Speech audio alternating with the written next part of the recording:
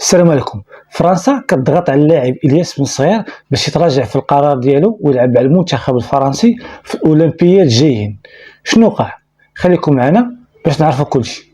الياس بن صغير اللاعب اللي دخل خاطر كاع المغاربه واللي قنعنا بالاداء ديالو الجميل في المباراتين الوديتين ضد كل من موريتانيا وانغولا. اللاعب مازال صغير، عنده 19 عام وكيلعب الان في الدوري الفرنسي وبالضبط مع فريق موناكو، وكان شحال هذه كيلعب منتخب الشبان ديال فرنسا.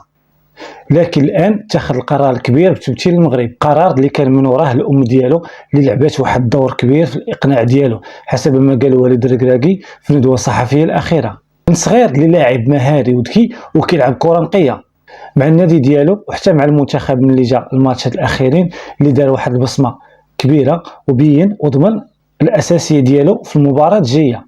حتى لهنا كلشي مزيان، لكن مؤخرا خرجت بعض الانباء كتقول بان فرنسا مازال باغا الياس يلعب معها، مازال عنده الوقت فين يبدل الا بغى.